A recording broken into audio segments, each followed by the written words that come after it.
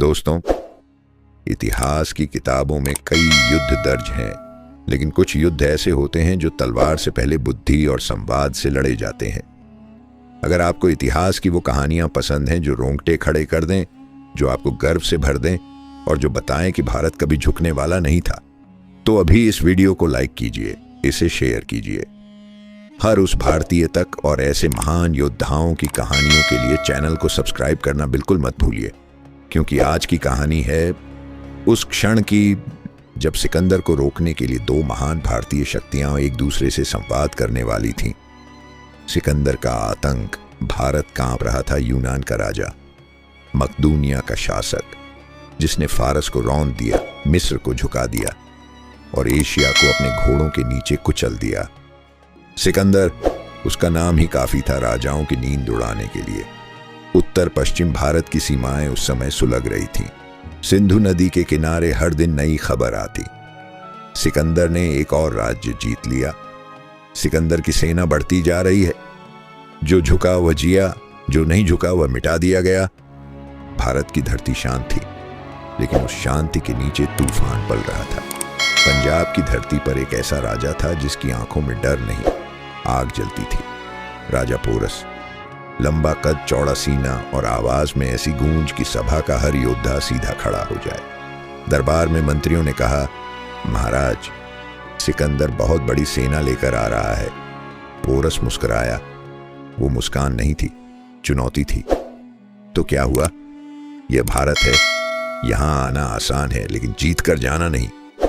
लेकिन पोरस ये भी जानता था, सिर्फ साहस काफी नहीं। रात का समय था, महल के दीपक जल रहे थे। राजा पोरस अकेले खड़े थे। उन्होंने देखा सिकंदर की चालें, उसकी सेन। तभी एक नाम उनके मन में गूंजा, मगध का सम्राट धनानंद, भारत का सबसे धनी राजा। हजारों हाथियों की सेना, असीम धन और संसाधन। अगर सिकंदर को रोकना है तो भारत को एक होना होगा। अगली सुबह राजा पोरस ने अपने सबसे विश्वास पात्र संदेशवाहक को बुलाया। यह संदेश मगध जाएगा, सीधे सम्राट धनानंद के पास। पत्र में लिखा था, यह समय अहंकार का नहीं, अस्तित्व का है। अगर आज भारत बंटा रहा तो कल इतिहास में हम नहीं रहेंगे। घोड़ा दौड़ा, धूल उड़ती रही और इतिहास करवट लेने लगा। पाटलिपुत्र, जहां सोना भी आम था, जहां सैनिकों की संख्या गिनना मुश्किल था, सम्राट धनानंद स्वर्ण सिंहासन पर विराजमान थे। दरबार में नर्तकियां थीं, मंत्री थे और शक्ति का घमंड था। तभी संदेशवाहक पहुंचा। धनानंद पत्र पढ़ते हैं। धनानंद ने पत्र पढ़ा और हल्की हंसी हंसी। पोरस, वो सीमांत का राजा मुझसे सहायता मांग रहा है। मंत्री बोले, महाराज, सिकंदर सच में खतरनाक है। धनानंद का स्वर कठोर हुआ। क्या मगध को डर दिखाया जा रहा है? हमारे पास धन है, सेना है, हाथी है, लेकिन कहीं ना कहीं उनके मन में भी एक हलचल थी। भारत की सबसे बड़ी त्रासदी यही थी। हम शक्तिशाली थे, लेकिन एक नहीं थे। पोरस लड़ना चाहता था, धनानंद सोच रहा था, और इसी सोच के बीच इतिहास सांस रोक कर देख रहा था। राजा मगध की विशाल सभा, सोने के स्तंभ, हाथियों की गर्जना। राजा पोरस मगध पहुंचे। दरबार में सन्नाटा छा गया। धनानंद सिंहासन से बोले, तो यही है वो राजा जो यूनानी तूफान से टकराना चाहता है? पोरस ने बिना झुके उत्तर दिया, और यही है वो सम्राट जिनकी शक्ति अगर जाग गई तो सिकंदर का नाम इतिहास से मिट जाएगा। सभा में खलबली मच गई। पोरस, सिकंदर तुम्हारी सीमा पर है, मेरी नहीं। मगध सुरक्षित है। पोरस गर्जना, आज मेरी सीमा, कल तुम्हारी राजधानी। आग जब फैलती है तो महल नहीं देखती।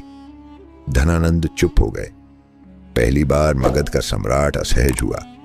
भारत का भविष्य, पोरस की ऐतिहासिक चेतावनी। पोरस ने कहा, अगर सिकंदर जीत गया तो भारत राजा नहीं, गुलाम पैदा करेगा। हमारी भाषाएं मर जाएंगी, हमारे देवता पराये हो जाएंगे और इतिहास विजेता लिखेगा। सभा में सन्नाटा। धनानंद का चेहरा बदलने लगा। सभा के एक कोने से एक स्वर उठा, युद्ध तलवार से नहीं, बुद्धि से जीता जाता है। वो थे आचार्य चाणक्य। चाणक्य बोले, सिकंदर को मैदान में नहीं, मन में हराना होगा। उसे थकाओ, उसकी रसद काटो और उसे भारत की मिट्टी निगलने पर मजबूर कर दो। धनानंद पहली बार बोले, अगर हम एक हो जाएं तो।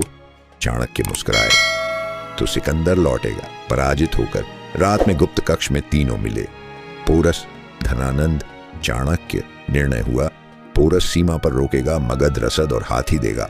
चाणक्य अंदर से यूनानी सेना तोड़ेगा। भारत ने पहली बार एक होकर सोचा। सिकंदर को पहली चोट, युद्ध का वातावरण। सिकंदर आगे बढ़ा, लेकिन भोजन कम पड़ने लगा। सैनिक बीमार होने लगे। भारतीय मौसम ने हमला कर दिया। सिकंदर चिल्लाया, यह भूमि युद्ध नहीं, श्राप है। उसे समझ आ गया, भारत तलवार से नहीं, आत्मा से लड़ता है।